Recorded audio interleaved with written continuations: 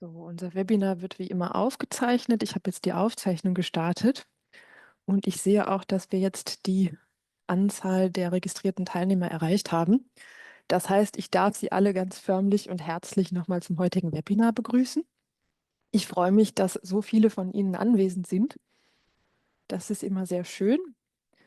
Und ich würde auch gleich mal meinen Bildschirm teilen, damit Sie gemeinsam mit mir meine Präsentation sehen können.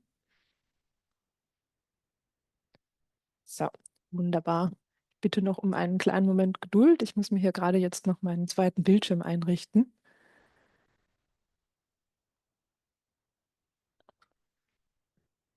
So, wunderbar.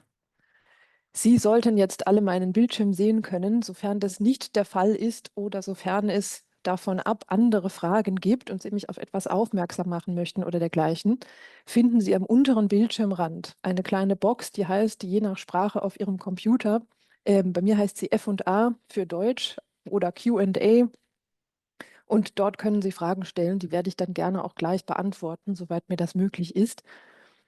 Ich würde Sie bitten, ansonsten Ihre Fragen, wenn sie nicht gerade zu diesem Webinar sind, im Nachgang vielleicht per E-Mail an mich oder an die Kollegen von der Hotline zu richten. Aber wie gesagt, wenn Sie Fragen zum aktuellen Webinar haben oder mich auf was aufmerksam machen möchten, dann dürfen Sie dort gerne hineinschreiben. Und dann würde ich sagen, machen wir auch gleich weiter. Einen ganz kleinen Moment noch.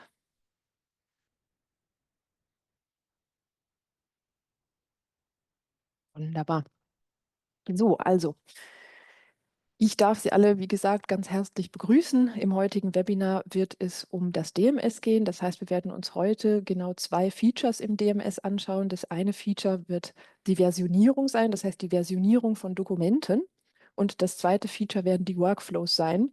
Die haben wir beide in einem Webinar, was wir heute abhandeln, da das 2 sehr, sehr eng zusammenhängende Vorgänge und Prozesse sind. Und das Ganze werden wir uns jetzt einmal anschauen. Ich darf mich für diejenigen von Ihnen, die mich noch nicht kennen, auch noch kurz vorstellen. Mein Name ist Zoe Schiewek.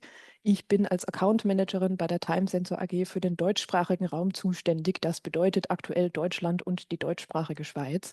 Das heißt, wenn Sie Anliegen, die in diesen Bereich fallen, haben, dann dürfen Sie mich auch gerne kontaktieren. Unten sehen Sie auch nochmal unsere Kontaktdaten. Da sehen Sie einmal die Hotline und unser Sales-Team.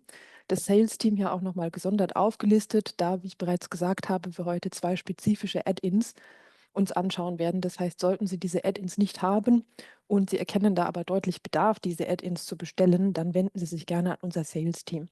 Falls Sie dazu noch weitere Beratung wünschen, dürfen Sie sich auch gerne an mich wenden. Und dann schauen wir uns jetzt einmal die Agenda an. Und zwar hatte ich schon gesagt, worum es grob gehen wird, um die beiden Add-ins. Zuerst werden wir uns einmal die Versionierung von Dokumenten anschauen. Das heißt, wir werden uns erstmal ansehen, was überhaupt Dokumente sind, was wir da in Time Sensor mitmachen können und wie wir diese versionieren können, wie also dieser ganze Prozess abläuft und gedacht ist. Im zweiten Schritt werden wir uns dann das zweite Add-in anschauen, und zwar den Freigabeprozess mit Workflows.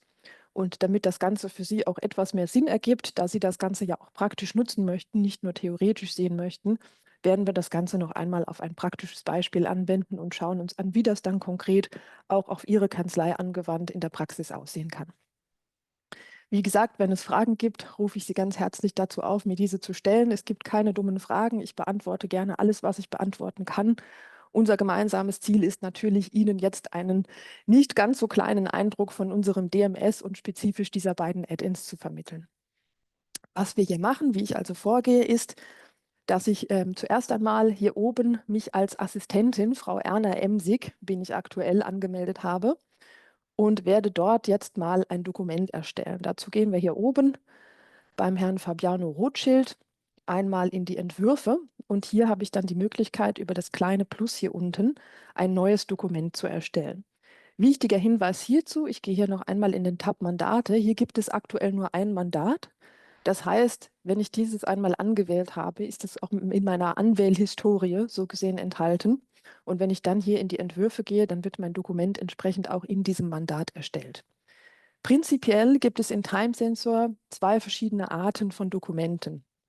Wir haben noch mehr Typen von Dokumenten. Was der Unterschied ist, das werde ich auch gleich noch zeigen. Wir haben 2 Arten von Dokumenten, und zwar haben wir einmal Dokumente, die via der nativen 4D-Software in Time Sensor selbst erstellt sind und dort auch verweilen für die Bearbeitung. Das heißt, wir haben dort 4D Write Pro Dokumente. Und wir haben dann die Möglichkeit, via einer Word-Vorlage auch Word-Dokumente zu erstellen. Was genau die Unterschiede sind, das werden wir in einem anderen Webinar nochmal aufgreifen, beziehungsweise finden Sie in unserem Internetauftritt auch nochmal einen differenzierten Artikel, der beides voneinander abgrenzt und für beides auch die idealen Anwendungen oder Anwendungsbereiche spezifiziert. Was wir hier jetzt machen, ist uns einfach den Prozess eben ab der Erstellung mit der fertigen Vorlage des Dokumentes beziehungsweise des Dokumentenentwurfes arbeiten. Und zwar hatte ich schon gesagt, wir gucken uns beide Varianten einmal an. Das heißt, ich würde jetzt hier mit der Auswahl dieses Briefes und mit dem Klicken auf Entwurf einmal ein solches 4D-Write Pro-Dokument erstellen. Wir sehen gleich, dass das hier alles schön in Time Sensor integriert. Möchte ich dieses Dokument jetzt in das Archiv bewegen, das heißt, ich möchte es archivieren, dann würde ich hier unten auf Drucken gehen, würde das eben weiterleiten. Das sollte ein Vorgang sein, der all Ihnen geläufig ist. Ich würde das jetzt in dem Fall nicht machen, sondern ich möchte mein Dokument jetzt speichern. Ich möchte es in den Entwürfen speichern und möchte es gegebenenfalls später weiter bearbeiten. Das heißt, ich drücke hier oben auf das kleine X bei mir. Unter Windows ist es ein ähnlicher Vorgang. Und darauf folgend erhalte ich diese Abfrage. Diese Abfrage erhalte ich beim Speichern eines jeden Dokumentes. Und hier gibt es mehrere wichtige Informationen, die vermerkt sind. Zum einen, das hatte ich eben auch schon betont, möchten wir natürlich hier den Typ des Dokumentes einstellen. Weil wir uns aktuell mit der Versionierung von Dokumenten beschäftigen, ist es natürlich zweckdienlich, dass wir jetzt auch ein Dokument erstellen, was diese Versionierung beinhaltet. Das heißt, wir müssen hier Versionierung XY auswählen. Alle anderen Arten oder Typen von Dokumenten, in diesem Fall Typen, sind nicht versionierbar. Möchte ich jetzt gegebenenfalls, weil wir das vielleicht aus irgendeinem anderen Softwareteil oder aus einer anderen Software integriert haben, migriert haben nach Time Sensor, möchte ich also gleich mit einer höheren Versionsnummer als die 1.0 starten, könnte ich das hier in diesem Speichervorgang einstellen. Ich rate auch immer dazu, dass Sie hier das automatische Speichern aktivieren, einfach weil wir das bei Word in der Regel auch benutzen. Das kennt ein jeder. Normalerweise ist man immer besser abgesichert, wenn man einfach seine Sachen zwischenspeichert. Das ist die einzige Bewandtnis hier. Insofern würde ich das aktivieren. Dann kann ich hier auf Sichern klicken und das Dokument wird aktuell gespeichert. Wir sehen jetzt hier auch beim Typ des Dokumenten, dass es sich um ein versioniertes Dokument handelt, bei dem uns auch gleich hier die Version angegeben wird. Und dann haben wir danach noch weitere Informationen. Wir haben zum Beispiel hier hinten den Ersteller des Dokumentes, was jetzt in diesem Moment ich bin. Wir erinnern uns hier oben, ich bin Erna Emsig, EMS als Initialen, die ich dann hier auch wieder sehe. Das heißt, es lässt sich also nachverfolgen, wer dieses Dokument erstellt hat. Dann sehe ich hier das Datum und die Uhrzeit der Erstellung. Das ist auch, denke ich, relativ geläufig aus verschiedenen Programmen. Und zu guter Letzt habe ich hier einen Status. Dieser Status ist für uns besonders relevant. Das schauen wir uns auch gleich bei der Betrachtung des zweiten Add-ins noch an, weil dieser Status gegebenenfalls angibt, wo sich das Dokument befindet, beziehungsweise in welchem Stadium sich das Dokument befindet. Das heißt, wenn ich zum Beispiel einen Freigabeprozess starte, dann muss ich natürlich erkennen können, ist dieses Dokument aktuell in Bearbeitung, ist dieses Dokument in einem Freigabeprozess, ist das Dokument fertiggestellt. In diesem Fall fertiggestellt würden wir hier als finalisiert bezeichnen. Das heißt, alles, was ich jetzt gelistet habe, finden wir hier unten auch unter der Statusangabe, nach der ich dann wiederum natürlich auch filtrieren kann. Das heißt, in Arbeit bedeutet, das Dokument befindet sich in Arbeit. Das sehen wir auch hier. Ich habe das gerade erstellt, kann das also nach Lust und Laune hier anklicken und kann das weiter bearbeiten. Und wenn ich das Ganze speichere, dann sehen wir, fragt Time Sensor mich, ob ich hier auf die Versionsnummer 1.1 erhöhen möchte. Das kann ich natürlich entweder bejahen, indem ich eben diese Checkbox ausgewählt lasse und angeklickt lasse, oder ich kann das verneinen, indem ich die rausnehme, wenn ich keine Änderung getätigt hatte, sondern wollte lediglich nochmal den Entwurf einsehen. Dann brauche ich natürlich nicht extra eine neue Version davon zu kreieren. Das heißt, in dem Fall würde ich das Ganze rausnehmen, klicke auf Speichern und wir sehen, es bleibt wie gehabt bei Version 1.0. Dann habe ich den Status umlaufend. Das heißt, wenn ich also den Status umlaufend habe, befindet sich das Dokument demnach im Umlauf. Das Dokument ist also gerade in einem Freigabeprozess und wird von anderen gesichtet und gegebenenfalls bearbeitet. Das bedeutet also hier dieser Status. Und dann habe ich am Ende freigegeben. Das heißt, wenn ich ein freigegebenes Dokument habe, dann ist die Freigabe erteilt worden via des Workflows. All das gucken wir uns später noch an. Und das Dokument sofern ich es fertiggestellt habe. Das heißt, ich habe es archiviert. Den Vorgang habe ich eben einmal kurz anbeschrieben und das Dokument befindet sich im Archiv. Dann ist es finalisiert. Dann kann ich es unter Einblenden dieses Statuses auch nochmal einsehen. In dem Fall, ich kann es jetzt natürlich einsehen, weil es sich hier als in Arbeit befindet. Finalisierte Dokumente werden aber per Default hier in dieser Ansicht ausgeblendet, einfach um das etwas übersichtlicher zu machen. Wir haben jetzt hier also ein Dokument erstellt und wir haben auch schon gesehen, wie wir dessen Versionsnummer erhöhen können. Dieser ganze Vorgang, der lässt sich nicht nur im Dossier abbilden, sondern den können wir natürlich auch in der Mandatsmappe abbilden. Um in der Mandatsmappe zu arbeiten, klicken wir hier auf den Sachbearbeiter oder die Sachbearbeiterin von Frau Erna Emsig, woraufhin sich hier oben die Leiste, die Funktionsleiste auf deren persönlichen Bereich anpasst. Wir klicken anschließend hier oben auf Mandatsmappe und könnten dann hier eine Mandatsmappe suchen. Wir haben jetzt unser Suchfeld hier auf Mandant konfiguriert. Das heißt, ich würde jetzt hier einmal den eben genannten Mandanten eingeben. Moment. Die Suche läuft hier vom Vorname zum Nachname in dem Fall. Das heißt, hier finde ich die Abfrage, die ich suche, in dieser Form. Ich habe also das entsprechende Mandat gefunden, klicke das an und sehe hier oben, dass ich ähnlich wie eben im Dossier natürlich jetzt auch nochmal meine Reiter Entwürfe und Archiv habe. Hier finden wir jetzt auch den Entwurf, den wir eben schon bearbeitet haben. Ich könnte diesen Entwurf jetzt weiter bearbeiten. Das heißt, es ist völlig egal, ob ich in diese Rubrik navigiere via des Dossiers oder via der Mandatsmappe. Ich tue hier das Gleiche im gleichen Arbeitsbereich. Es ist einfach nur so, dass es oft für die Mandatsmappe, beziehungsweise dass es in der Mandatsmappe etwas einfacher ist, die Arbeit von Anwälten zu verrichten. Die ist eben extra darauf ausgelegt und ist so ein bisschen das persönliche Cockpit der Anwälte. So ist das zu sehen.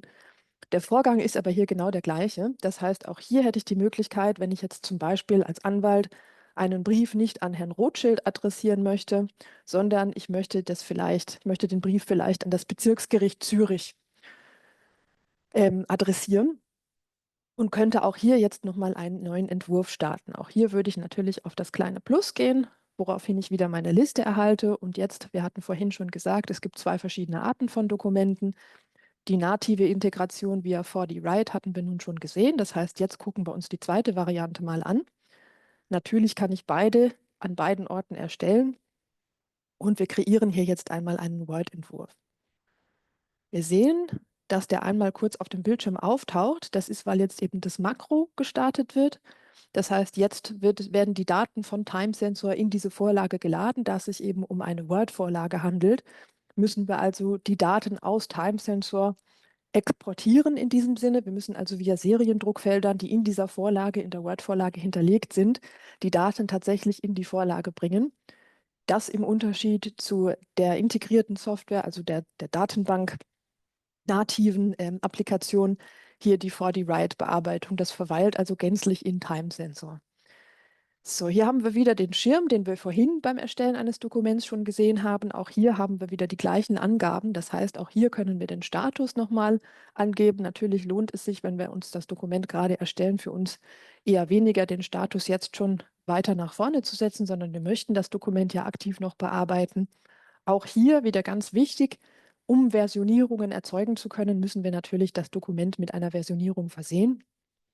Und dann können wir hier eben noch sagen, ob wir das Dokument erstellt haben oder ob es eine andere Person erstellt hat. Und wir können noch die Mandatszugehörigkeit festlegen.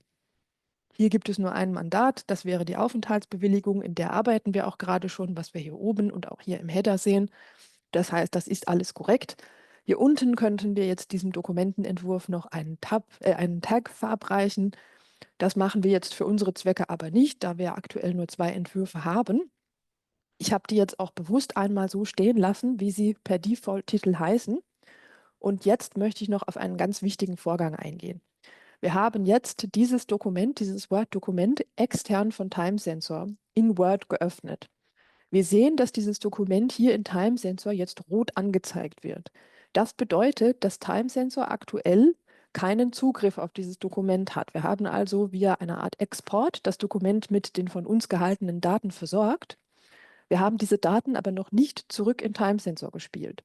Das heißt, um dieses Dokument überhaupt speichern zu können in Time Sensor, müssen wir das Dokument erst schließen und müssen es daraufhin wieder einchecken. Das ist also ganz wichtig. Das Dokument kann nicht geöffneterweise eingecheckt werden, weil das Dokument jetzt von Ihrem lokalen Rechner, wo es geöffnet ist, zurück auf den Time Sensor Server muss. Und dieser kann das Dokument eben nicht abgreifen, wenn es geöffnet ist. Das heißt, immer das Dokument einmal schließen. Ich habe das so eingestellt, dass es beim Schließen automatisch gespeichert wird. Und dann hier in Time Sensor noch einmal auf das Dokument klicken. Und wir sehen, dass ich jetzt in einem Arbeitsschritt mehr nochmal an dem gleichen Punkt angekommen bin, an dem ich vorhin auch schon mit meinem 4D-Write Pro-Entwurf war. Das heißt, auch hier fragt er mich jetzt, ob ich das Dokument nochmal speichern möchte. Der einzige Unterschied zwischen den beiden Dokumenten ist einfach, dass sie eben verschiedener Art sind. Das heißt, wir haben einmal 4D-Write Pro, einmal Word. Und wenn ich die beiden öffne, dann öffnet sich eben das erstere in Time Sensor direkt und das letztere außerhalb von Time Sensor in Word. Das ist einfach nur zu beachten. Das ist nicht weiter komplex. Sie müssen hier einfach nur darauf achten, dass Sie eben, um die Versionsnummer zu erhöhen, um dieses Dokument zu speichern oder wieder zu speichern vielmehr, das Dokument nochmal einchecken müssen. Wunderbar, jetzt ist das Ganze auch nicht mehr rot. Rot immer eine Warnfarbe, das heißt, alles, was rot ist, da müssen Sie ein Auge drauf haben, da stimmt was nicht. Wir machen jetzt hier aber ganz normal weiter, das heißt, das Dokument ist wieder eingecheckt und unser anderes Dokument ist ohnehin schon vorhanden. Jetzt möchten wir uns angucken, was es mit dieser Versionierung auf sich hat. Oh, ich habe hier eine Frage. Ich bekomme hier die Frage, wo sich die Einstellung befindet, dass das Word-Dokument automatisch gespeichert wird, wenn man es schließt. Das kann ich Ihnen nicht genau sagen. Das ist abhängig davon, auf welcher Plattform Sie arbeiten. Das ist nochmal anders in der Mac-Version von Word als in der Windows-Version und dann hängt es auch nochmal von der Word-Version selber ab. Sie dürften es aber, so war es bei mir, in den Einstellungen von Word finden. Das hat also mit Time Sensor an sich nichts zu tun, sondern da müssten Sie einmal entweder bei Word in der Dokumentation schauen oder sogar anfragen, da sich das leider von Version zu Version bei Word des Öfteren ändert. Aber das ist eine sehr gute Frage, die habe ich auch schon öfter gehört. Daher auch die Aussage, es lohnt sich, das Ganze einzustellen. Ich hoffe, ich konnte Ihnen trotzdem jetzt begrenzt mit der Aussage weiterhelfen. Vielen Dank für die Frage. So, dann machen wir hier einmal weiter. Und zwar hatte ich eben gesagt, wir wollen uns jetzt ansehen, was genau es mit dieser Versionierung auf sich hat. Dazu würde ich dieses Dokument noch einmal anklicken, würde das hier noch einmal schließen und damit die Versionsnummer erhöhen. Das heißt, wir sehen jetzt, dass wir bei beiden Dokumenten 2 Versionen vorliegen haben. Für unsere Zwecke sind die jetzt voneinander nicht zu unterscheiden inhaltlich, das ist aber egal. In Ihrem Kanzleialltag wird das mit Sicherheit der Fall sein. Und wenn ich hier oben jetzt, das ist ein ganz wichtiger Punkt, auf die Detailansicht wechsle, das heißt, eben waren wir in dieser Ansicht, in der Listenansicht, und jetzt gehe ich hier in die Detailansicht. Das heißt, ich habe hier oben eine Vorschau von dem, was ich hier bearbeiten kann. Und wenn ich jetzt die beiden Dokumente jeweils anwähle, dann sehen wir eben, dass hier ein Entwurf existiert, das heißt eine ältere Version. Jetzt ist es so, dass viele von uns mit diesen Versionen entweder arbeiten möchten oder wir möchten die bereinigen. Es gibt mehrere Gründe, warum wir vielleicht eine solche Version nochmal wieder haben möchten. Gemäß dem Fall, dass Sie vielleicht eine Änderung gemacht haben. Sie haben diese Änderung, man kennt es leider, gestern Abend recht spät gemacht. Und dann ist Ihnen eingefallen oder ist Ihnen aufgefallen heute Vormittag, dass Sie ja eigentlich diese Änderung hätten anders umsetzen wollen. Und jetzt würden Sie gerne, um die Version von vorher nochmal zurückzuholen, einfach diese Version mit dem geänderten Text, die würden Sie gerne nochmal löschen, beziehungsweise Sie würden das Dokument eben gerne zurückrollen. Wie können wir das bewerkstelligen? Das ist für beide Dokumentenarten gleich. Ich zeige das Ganze exemplarisch hier einfach mal an der 4D-Write Pro-Version. Und dazu, wenn ich mir das Dokument hier ausgewählt habe, kann ich einfach auf das kleine Minus klicken und erhalte hier die folgende Abfrage. Hier in der Spalte Version sehe ich also die von mir angelegten Versionen. Und hier in der Spalte Löschen könnte ich jetzt angeben, welche dieser Versionen ich löschen möchte. Das heißt, gemäß unserem Beispiel wäre es ja jetzt so, dass wir eben die Version, die wir zuerst erstellt hatten, nochmal wiederherstellen möchten. Ich kann die alternativ auch einfach eigenständig öffnen. Ich möchte jetzt aber, da ich eben, wie ich gesagt habe, einen Fauxpas begangen habe, in diesem Schriftsatz möchte ich den einfach gänzlich löschen und würde dann natürlich hier die alte Version bestehen lassen und würde meine Version 1.1 hier anwählen und würde diese löschen. Das machen wir jetzt einmal und wir sehen, wenn ich hier nochmal in diese Spalte zurückgehe, dann, beziehungsweise in diese Zeile zurückgehe, Entschuldigung, dann sehe ich, dass ich hier jetzt nur noch eine existierende Version habe und das ist wieder meine Version 1.1. Das ist also hier die Möglichkeit, Versionen zurückzurollen. Das ist die Möglichkeit, Versionen nochmal abgeändert zu betrachten, beziehungsweise eben mit diesen Versionierungen zu arbeiten. Das ist also die Hauptbewandtnis davon. Dann habe ich hier natürlich auch noch die Möglichkeit, die alte Version parallel zu öffnen. Das heißt, ich könnte jetzt auch zum Beispiel beide Versionen gleichzeitig öffnen und könnte die nebeneinander stellen, damit ich vergleichen kann, wo ich denn Änderungen an dem Dokument gemacht habe. Wichtig ist natürlich dieser Hinweis, den haben Sie, denke ich, alle registriert. Und hier kann ich jetzt auf Dokument trotzdem öffnen gehen. Hier nochmal ein ganz wichtiger Hinweis. Wir haben ja eben gesehen, was TimeSensor uns meldet. Das heißt, wenn ich dieses Dokument jetzt nochmal ändern möchte in einer alten Version und speichere es, dann wird in TimeSensor natürlich überschrieben. Möchte ich also beide Versionen behalten, dann täte ich gut daran, dieses Dokument nochmal vielleicht extern einfach auf meinem Desktop zu speichern. Dann weiß TimeSensor zwar nicht mehr, wo es ist, das heißt, ich muss es manuell via Drag and Drop nochmal in das DMS einchecken. Dann hätte ich aber zwei gänzlich voneinander separierte Dokumente. Das heißt, dann könnte ich beide Dokumente auch nach Lust und Laune weiter bearbeiten. Das ist also auch eine Möglichkeit. Wir bleiben aber jetzt heute bei der Versionierung. Das heißt, ich habe jetzt gesehen, wie ich meine alte Version des Dokuments nochmal öffne. Ich würde die jetzt schließen. Hier bekomme ich auch keine Speicherabfrage, wie TimeSensor mir eben schon vorher gesagt hat. Um das jetzt noch einmal kurz zusammenzufassen, was wir soeben gesehen und erlernt haben. Es gibt zwei verschiedene Arten von Dokumenten. Es gibt einmal Word-Dokumente und einmal 4D-Write Pro-Dokumente. Word-Dokumente müssen zwingend wieder in das System eingecheckt werden, sonst sind sie nicht in der Datenbank gespeichert. Für beide Dokumente steht die Versionierung zur Verfügung. Und die Versionierung erkenne ich am Typ des Dokumentes, beziehungsweise ob es die Fähigkeit zur Versionierung besitzt. Am Typ des Dokumentes hier in der Spalte Typ zu sehen oder auch hier unter den Metadaten einzusehen. Bei ausgewähltem Datensatz versteht sich. Kann ich also einsehen, welchen Status das Dokument hat. Das sehe ich auch hier unten. Hier kann ich ihn allerdings auch ändern. Hier kann ich den Typ des Dokumentes einstellen für versionierbare Dokumente, also immer Dokument, Versionierung XY. Und dann könnte ich hier auch noch die Versionierungsnummer erhöhen. Hier allerdings noch mal kurz der Hinweis, da geht es wirklich nur um die Zahl, mit der dieser Datensatz versehen wird, beziehungsweise mit der dieser Datensatz dann hier erscheint in der Typspalte. Da geht es also nicht um das Zurückrollen. Was nicht geschehen kann, ist, Sie haben zwei verschiedene Versionen eines Dokumentes. Pardon, jetzt habe ich einmal zu viel geklickt. Oh, wir sehen, das Dokument ist nicht mehr eingecheckt. Was muss ich jetzt machen? Ich doppelklicke auf das Dokument und checke es wieder ein. Wir sehen, rot verschwindet, ist also alles in Ordnung. Was ich eigentlich sagen wollte, Sie sehen hier, wir haben zwei verschiedene Dokumentenversionen. Wir haben hier einmal die 1.0 und einmal die 1.1. Was ich jetzt nicht machen kann, ist hier hingehen und einfach hier einmal das Ganze runterrollen und dann erwarten, dass sich eben auch der Inhalt meines Dokumentes anpasst. Also wie eben gesagt, das hier ist wirklich nur die Nummerierung.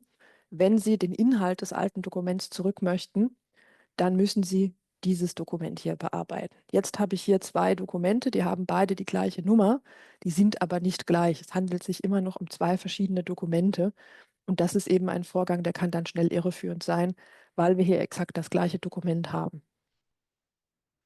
So, ich checke dieses jetzt noch ein letztes Mal ein, machen wir vielleicht gerade so, sodass ich hier jetzt drei Dokumente habe, zwei davon tragen dieselbe Nummer. Das wäre also, ups, pardon, das wäre also ein Fall, den dürfte ich so nicht beibehalten, weil wir eben jetzt hier zweimal die Version 1.0 haben.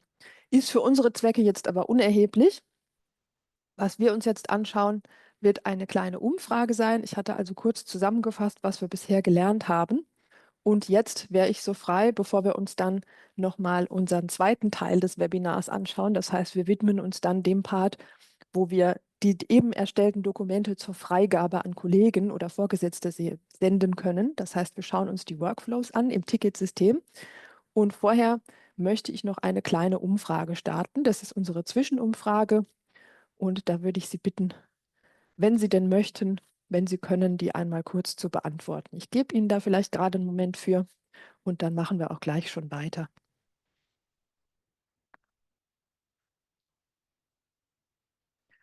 Wunderbar, ich danke. Ich siedle das noch einmal fernab vom Screen an und gebe Ihnen noch einen kleinen Moment und dann sehen wir. Ich sehe schon, Sie sagen alle, Sie haben das gut verstanden. Das ist sehr erfreulich. Ich habe auch keine weiteren Rückfragen im Chat. Dann würde ich sagen, machen wir doch weiter. Ich navigiere hier jetzt nochmal zurück in das Dossier. Sie können das Ganze natürlich auch aus der Mandatsmappe starten.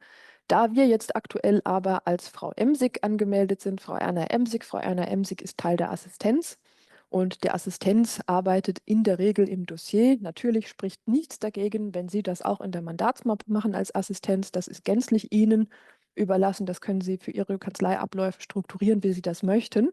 Ich zeige es jetzt, weil wir eben schon die Mandatsmappe nochmal gesehen haben, allerdings hier. Und hier haben wir zum Beispiel jetzt wir haben den neuen Entwurf genannt. Und für den möchten wir uns jetzt von unserer Vorgesetzten, die Frau Dr. Monika Muster, eine Freigabe einholen. Das heißt, wir nennen dieses Dokument jetzt mal vielleicht anders. Wir nennen das Dokument einfach mal Brief, vielleicht Brief anschreiben, damit wir es auch wieder identifizieren können. Und das Ganze ist jetzt hier gespeichert. Und was wir jetzt machen, um diesen Freigabeprozess zu starten, ist, wir wählen das Dokument an und dann haben wir die Option, hier auf dem Aktionsmenü, das heißt diesen 3 Punkten, einmal zu klicken und da ist eben die oberste Auswahl Freigabe einholen. Ich kann gleichzeitig auch noch das Dokument auf meinem Schreibtisch sichern oder die Auswahl duplizieren. Auswahl duplizieren ist dafür gedacht, falls Sie jetzt zum Beispiel das Dokument wegschicken und dann die Kollegen das Dokument bearbeiten lassen, Sie möchten aber gleichzeitig auch noch eine Kopie für sich, die Sie gerade noch weiter bearbeiten können. Ist einfach eine Option. Wie und ob Sie das nutzen, bleibt natürlich Ihnen überlassen. Wenn ich jetzt hier Freigabe einholen anklicke, dann wird auch deutlich, was ich gerade erwähnt hatte. Wir haben hier auf der rechten Seite die Möglichkeit, mehrere Personen in den Freigabeprozess mit einzubeziehen. Wir möchten jetzt eine Freigabe von Frau Monika Muster, also senden wir diese an Frau Monika Muster. Wir sehen hier oben zur Freigabe senden an, wählen also unsere Vorgesetzte aus und hier auf der rechten Seite wählen wir mit Änderungsmöglichkeit aus. Wir haben auch die Möglichkeit, wenn wir das jetzt zum Beispiel noch Frau Friedrich und Frau Arnold vorlegen wollen würden, diese auch auszuwählen. Und wenn wir sagen, wir möchten nicht, dass die der Reihe nach dieses Dokument prüfen und freigeben, dann könnten wir hier auch gleichzeitig sagen. Hier ist allerdings, das steht auch noch mal drunter, die Option von Änderungsmöglichkeiten nicht mehr gegeben. Das heißt, hier gibt es Mittel und Wege, auch rückzukommunizieren, dass hier noch Änderungen stattfinden sollen. Die Person, die aktuell zur Freigabe aufgefordert wird, kann dieses Dokument aber nicht via dieses Tickets, was gleich kreiert wird in den Workflows, nochmal öffnen. Das heißt, es ist zu empfehlen, dass Sie das Ganze mit Änderungsmöglichkeit machen, einfach weil das etwas einfacher ist. Wir halten den Prozess jetzt hier recht simpel. Wir sagen also, wir möchten lediglich von Frau Monika Muster eine Freigabe.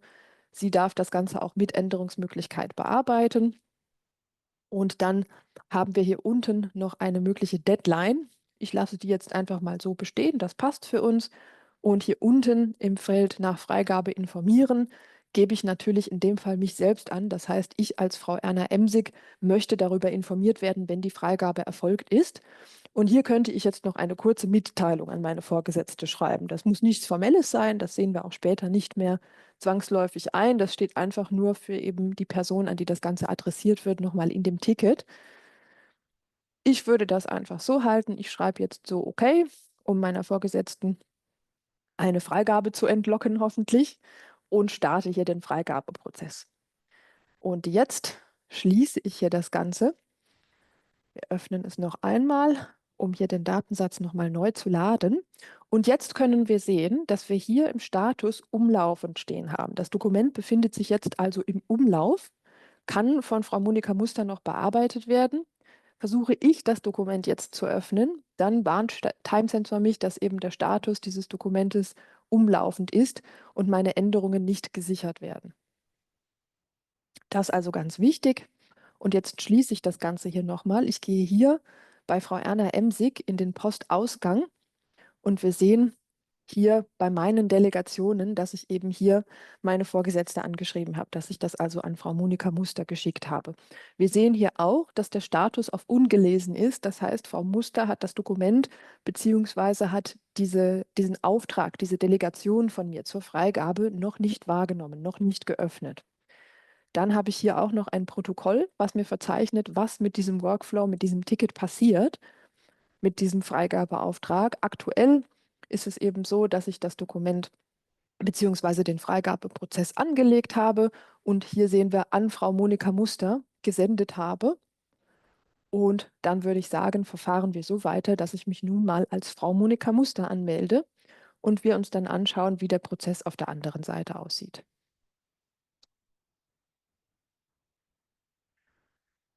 So, wie versprochen sind wir jetzt also, das sehen wir hier oben an den Initialen, Frau Monika Muster. Frau Monika Muster hat hier ein wildgelb blinkendes Ticket. Das wollen wir uns gleich mal anschauen und das öffnen wir jetzt. Dadurch, dass ich das anklicke, dieses Ticket, verändert sich auf der rechten Seite meine Vorschau. Das heißt, die Ticketvorschau hier hat jetzt registriert, dass eben eine Öffnung stattgefunden hat und wir haben eben gesehen, dass der Status noch auf ungelesen stand und jetzt ist der Status automatisch auf gelesen gesprungen. Das heißt, auch hier ist es eben so, dass Time Sensor dann verzeichnet, ob ich dieses Ticket geöffnet habe und was ich damit gemacht habe. Und auch das finden wir hier im Protokoll wieder. Das heißt, auch hier habe ich nochmal den Nachweis darüber, was genau mit diesem Ticket, also mit diesem Workflow, mit dieser Freigabe passiert ist. Hier kann ich also ganz, ganz genau den Prozess nachverfolgen. Wir gehen also nochmal zurück zur Aufgabe. Hier finde ich also meinen Aufgabentext wieder und hier habe ich meine beiden Optionen, den Entwurf entweder freizugeben oder den Entwurf abzulehnen, beziehungsweise die Freigabe zum Entwurf abzulehnen. Ich hatte schon mehrmals gesagt, dass ich dieses Dokument bearbeiten kann. Jetzt hat es sich, pardon, leider offscreen geöffnet. Ich ziehe es einmal hier rüber. Wir sehen also dadurch, dass ich hier auf den Link zum Datensatz klicke, der im Ticket enthalten ist, öffnet sich das Dokument. Das Dokument ist hier oben auch als umlaufend beschrieben. Wenn ich dieses Dokument jetzt so wie es ist super finde, das würde ich natürlich so nicht wegschicken. Vielleicht möchte ich da noch ein paar Änderungen machen und klicke dann hier auf Schließen. Dann erhalte ich also wieder die Abfrage, ob die Versionsnummer erhöht werden soll. Das ist einfach dafür, dass Frau Emsig jetzt nicht aus allen Wolken fällt, wenn Frau Muster da große Teile des Texts gelöscht hat und das gegebenenfalls alles nochmal anpassen muss, sondern dass Frau Emsig dann auch die Möglichkeit hat, nochmal zwischen den beiden Versionen zu vergleichen und sich eben ganz genau anzuschauen, was Frau Muster dort geändert hat. Das heißt, ich könnte auch hier jetzt diese zweite Version nochmal sichern, das machen wir vielleicht einmal. Und dann könnte ich aber entweder sagen, ich möchte den Entwurf freigeben oder ich möchte ihn nicht freigeben. Wenn ich zu diesem Entwurf jetzt noch Zwischenfragen habe, das kommt ja auch des Öfteren vor, vielleicht hat Frau Emsig dort jetzt eine Passage aufgeführt, bei der mir nicht ganz geläufig ist. Moment, ich habe eine kleine Frage hier im Chat.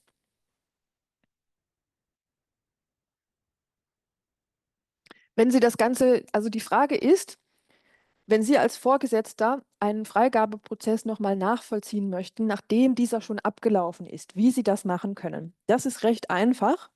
Und zwar ist es so, dass die Tickets, wenn sie erledigt sind, ausgeblendet werden. Das sehen wir hier unten links. Das heißt, erledigte Tickets fallen dann in diese Kategorie, da sie eben mit erteilter Freigabe automatisch auf erledigt gesetzt werden. Das exerzieren wir auch gerne gleich nochmal durch. Wenn Sie also dieses Häkchen rausnehmen, wenn ich es bei mir rausnehme, sehe ich, dass ich da zum Beispiel auch noch ein anderes erledigtes Ticket habe, auch von einer Freigabe, auch mit gleichem Text. Da kann ich also dann das Ganze einsehen. Und wenn ich hier auf das Protokoll klicke oder hier auf den Chat, im Chat war jetzt nichts vorhanden, aber hier im Protokoll sehen wir das. Da habe ich also die gesamte Protokollhistorie. Das Ganze wird nur ausgeblendet, damit Sie irgendwann, nachdem Sie vielleicht mal ein paar Jahre im System gearbeitet haben, hier nicht völlig überrannt werden von eben bereits erledigten Tickets. Ist aber ganz Ihnen überlassen, die Option befindet sich hier unten. Sehr gerne. Ich danke für die Frage. Das war auch wiederum eine sehr gute Frage. Das ist relevant für Ihren Arbeitsprozess. Vielen Dank auch für die Beteiligung heute. Da bin ich sehr, ähm, wie sagt man, da bin ich sehr froh drüber, dass Sie sich da auch so rege beteiligen und dass Sie auch wirklich anwenderrelevante Fragen stellen. Das ist sehr schön zu sehen. Vielen Dank dafür. So, dann gucken wir uns das Ganze nochmal weiter an. Wir hatten ja jetzt die Frage zum Protokoll. Dann gehen wir darauf ein, dass auch der Chat nochmal in der Frage enthalten war. Das heißt, gemäß dem Fall, ich hätte jetzt hier eine Rückfrage zum Dokument und möchte nicht aufwendig entweder jetzt bei der Kollegin ins Büro gehen, vorne zum Empfang laufen, ich möchte nicht zum Telefon greifen und die Kollegin, die schon ein relativ heißes Telefon betreut, nochmal anrufen. Ich möchte das auf dem direkten Weg und auf dem kurzen Weg machen. Dafür habe ich hier in der Mitte eine Chatbox. In diese Chatbox kann ich dann gegebenenfalls Rückfragen schreiben. Zum Beispiel,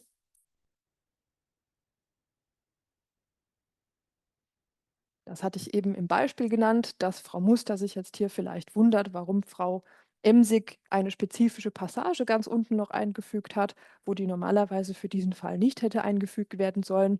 Frau Muster geht davon aus, dass Frau Emsig sich was dabei gedacht hat. Insofern wird sie hier die Rückfrage im Chat stellen. Dieser Chat ist dann für Frau Emsig an ihrem Ende auch wieder einsehbar. Und was auch ganz wichtig ist, ich weiß nicht, ob Sie es eben mitbekommen haben, diese kleine Sprechblase neben dem Chat-Symbol, die taucht nur auf, wenn wir dort auch einen aktiven Chat haben. Das heißt, wenn wir dort aktive Kommunikation vorzufinden haben. Ansonsten wird die nicht ausgegeben. Das heißt, sehen Sie hier keine Sprechblase, dann gibt es auch keinen Inhalt im Chat. Das müssen Sie somit nicht extra prüfen. Jetzt haben wir gesehen, wie wir das Ticket eben bearbeiten können, wie wir den Entwurf bearbeiten können, wie wir das Ganze protokollieren und wie wir gegebenenfalls Rückfragen dazu stellen. Wir würden jetzt davon ausgehen, dass wir allerdings von von Frau Emsig, Entschuldigung, keine Antwort mehr brauchen. Möchte sie antworten, loggt sie sich natürlich an ihrem Computer in ihren Account ein, wird Frau Muster die entsprechende Antwort zukommen lassen. Frau Muster wird dann Bescheid wissen und wird diesen Entwurf dann entweder freigeben oder ablehnen wollen. In unserem Szenario gehen wir jetzt einmal davon aus, dass Frau Muster diesen Entwurf freigeben möchte. Das heißt, sie ist zufrieden oder hat sogar vielleicht in ihrer Version nochmal einen Passus geändert und hat das eben so gemacht, dass es so zum Klienten kann. Das heißt, sie würde in diesem Fall sagen, Entwurf freigeben. Wenn ich hier auf Freigabe ablehnen drücke, das will ich exemplarisch einmal kurz zeigen, dann kann ich hier noch einen Grund dafür angeben. Es ist also so, dass ich hier durchaus sagen könnte, Freigabe abgelehnt, bitte ohne den Passus unten oder ohne Paragraph etc. könnte ich das Ganze dann nochmal zur Freigabe weiterschicken als Frau Emsig, sofern eben von Frau Muster hier das Ganze unter Angabe des Grundes abgelehnt wurde. Um den Workflow zu zeigen, haben wir gesagt, wir erteilen die Freigabe, selbes Prozedere, Freigabe erteilt.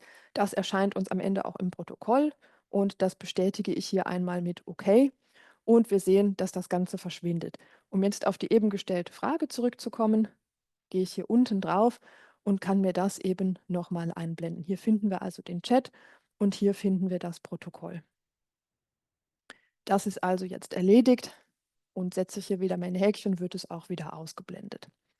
Damit wären wir auch schon am Ende unseres heutigen Webinars angelangt. Das heißt, heute haben wir einiges gelernt bezüglich der beiden Add-ins, Workflows und Versionierung.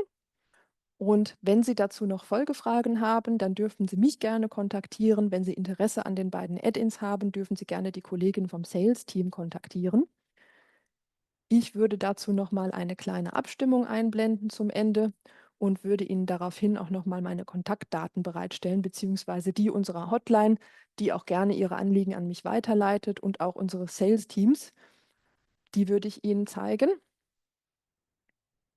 Ganz kleinen Moment. So, da starten wir einmal die Umfrage. Die nehme ich auch nochmal offscreen und würde dann nochmal meine Präsentation teilen.